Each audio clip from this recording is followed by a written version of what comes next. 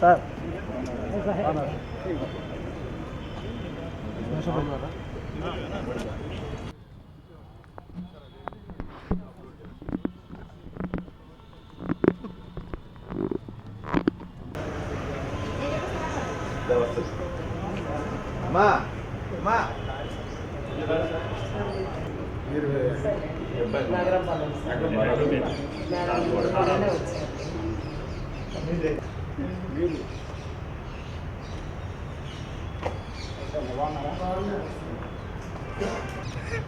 పని మనం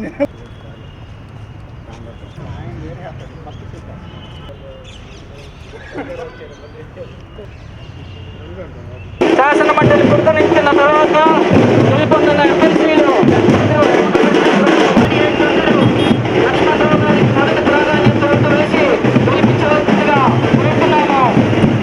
లక్ష్మణరావు గారి నాయకత్వం శాసన మండలిలో నిర్మాణాత్మకమైన స్వచ్ఛంగా అందరూ సమస్యలపై పోరాడి ఎమ్మెల్సీలని గెలిపించుకోవడం మన బాధ్యత.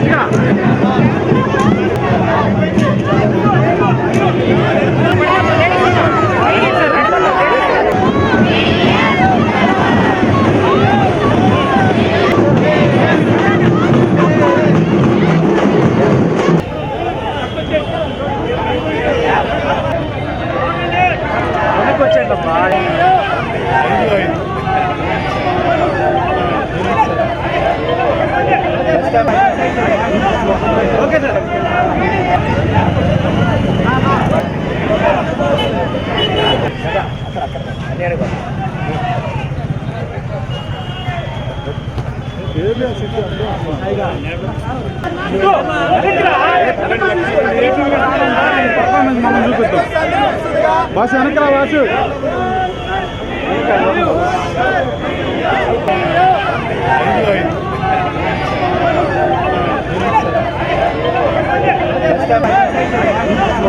ఓకే సార్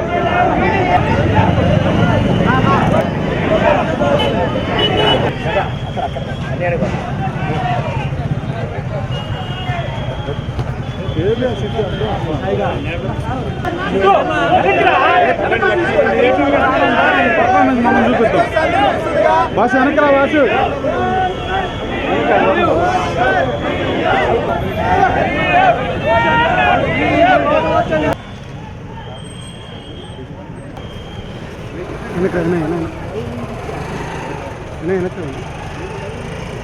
ఫుట్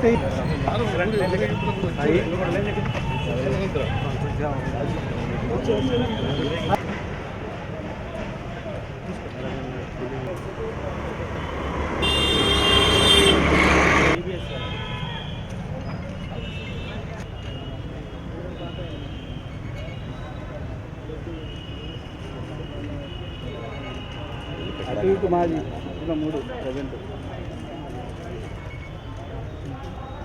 మీరు అక్కరండి ఇంకా బాయ్ సీను ఆపు పెడతాడు ఆయన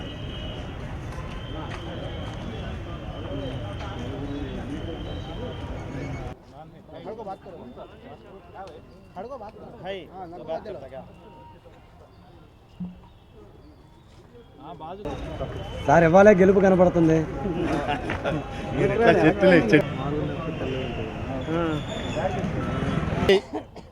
27వ తేదీన కృష్ణా గుంటూరు ఉమ్మడి జిల్లాల శాసనమండలి గ్రాడ్యుయేట్ ఎమ్మెల్సీ ఎన్నికల్లో దాదాపు 70 వరకు ప్రజా సంఘాలు, ఉద్యోగ ఉపాధ్యాయ కార్మిక పెన్షనర్ సంఘాలు బలపరిచిన ప్రోగ్రెసివ్ డెమోక్రటిక్ ఫ్రంట్ అభ్యర్థిగా నేను పోటీ చేస్తున్నాను.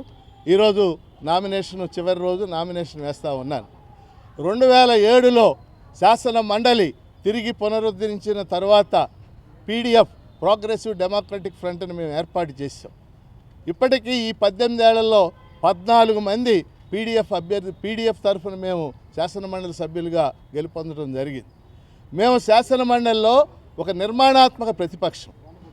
మేము గెలిచినప్పుడు కాంగ్రెస్ పార్టీ అధికారంలో ఉంది, తర్వాత తెలుగుదేశం అధికారంలోకి వచ్చింది, వైసీపీ అధికారంలో వచ్చింది, ఇప్పుడు మళ్ళీ తెలుగుదేశం అధికారంలో ఉంది. ఎవరు ముఖ్యమంత్రిగా ఉన్నప్పటికీ పీడీఎఫ్ తరఫున మేము ఒక నిర్మాణాత్మక ప్రతిపక్షంగా వ్యవహరించాం.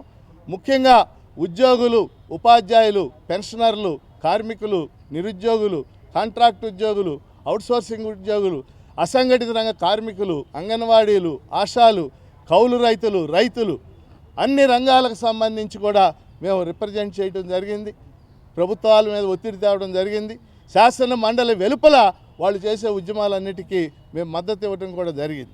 ముఖ్యంగా ఈ 2 జిల్లాలకు సంబంధించి కూడా అనేక అంశాలు, అది వరికపూడి సెల కావచ్చు, గుంటూరు ఛానల్ కావచ్చు, ఏకొండూరులో కిడ్నీ బాధితుల సమస్యలు కావచ్చు, రైతాంగ సమస్యలు కాదు, అన్నిటినీ కూడా శాసన మండలిలో కానీ, జిల్లా అభివృద్ధి సమీక్ష సమావేశాల్లో కానీ, అలాగే జిల్లా పరిషత్ సమావేశాల్లో కానీ ప్రస్తావించడం జరిగింది. మరి ఈరోజు శాసన మండలిలో రాజ్యాంగ నిర్మాతలు ప్రత్యేకంగా గ్రాడ్యుయేట్ టీచర్ ఎమ్మెల్సీకి కొన్ని స్థానాలు కేటాయించారు. వీటిలోంచి ఉద్యమ నాయకులు, కార్మిక నాయకులు, మేధావులు ఇలాంటి వాళ్ళు రావాలని రాజ్యాంగ నిర్మాతలు ఆశించారు. కానీ వీటిల్లో కూడా ఈరోజు రాజకీయ పార్టీలు, అధికారంలో ఉన్న పార్టీలు చొచ్చుకు రావడం అనేది మనం చూస్తూ ఉన్నాం. అందుకని ఈరోజు జిల్లాల్లో కూడా గ్రాడ్యుయేట్స్ పెద్ద ఎత్తున ఎన్రోల్ అయ్యారు, 3,46,000 మంది. వారందరూ కూడా ఖచ్చితంగా పెద్ద ఎత్తున నాకు తొలి ప్రాధాన్యత ఓటు ఫిబ్రవరి 7న వేస్తారని ఆశిస్తున్నాను. ఆ మేరకు మేము కింది క్షేత్రస్థాయిలో మా కార్యకర్తలు పనిచేస్తూ ఉన్నారు. చాలా పాజిటివ్ రెస్పాన్స్ వస్తూ ఉంది. ఫిబ్రవరి 27వ తేదీన జరిగేటటువంటి ఈ శాసనమండలి ఎన్నికల్లో ఈ 2 జిల్లాల్లో ఉన్నటువంటి గ్రాడ్యుయేట్ ఓటర్లు అందరూ కూడా తమ తొలి ప్రాధాన్యత ఓటు వేసి పీడీఎఫ్ అభ్యర్థిగా నన్ను గెలిపించవలసిందిగా కోరుతున్నాను. సార్, అటువైపు మూడు పార్టీలకు సంబంధించిన వారి మద్దతు ఉంది, ఇటువైపు మీ ప్రజా సంఘాల నాయకులు, ఎలా ఉండబోతుంది మీ గెలుపు? సహజంగా అధికార పార్టీ అవన్నీ కూడా మేము ఇంతకు ముందు కూడా చూసాం, ఇది కొత్త కాదు. ఇంతకు ముందు కూడా అధికార పార్టీలను ఓడించి మేము గెలుపొందడం అనేది జరిగింది. అందుకని మాకు ప్రజల మద్దతు ఉంది. కారణం ఏంటంటే ప్రజల సమస్యల మీద, మేము నిరుద్యోగుల సమస్యల మీద ప్రజా గళాన్ని మేము 18 సంవత్సరాలుగా వినిపిస్తున్నాం. మాకు నమ్మకం ఉంది, ప్రజలు మమ్మల్ని ఆమోదిస్తారని మేము భావిస్తున్నాం. సార్, మీ ర్యాలీలో టీడీపీ ఫోటోగ్రాఫర్లు వర్క్ చేశారని చెప్పి సోషల్ మీడియాలో వస్తుంది, దాన్ని మీరు ఏ విధంగా చూస్తారు? మా ర్యాలీలో మాకు అదేం సంబంధం లేదు. అనేక మంది, 100 మంది వచ్చి చూశారు. నాకేం అదేం లేదు. వాళ్ళు నా స్టూడెంట్స్ వచ్చి దండేశారు అంతవరకు. మేము అన్ని రాజకీయ పార్టీల మద్దతు అడుగుతున్నాం. ఏ రాజకీయ పార్టీ అయినా మమ్మల్ని బలపరచవచ్చు, ప్రజాస్వామ్యం మాకేం అభ్యంతరం లేదు. మా అంతటి మేము ఎవరిని కూడా మద్దతు కూడా అడగలేదు. ధన్యవాదాలు.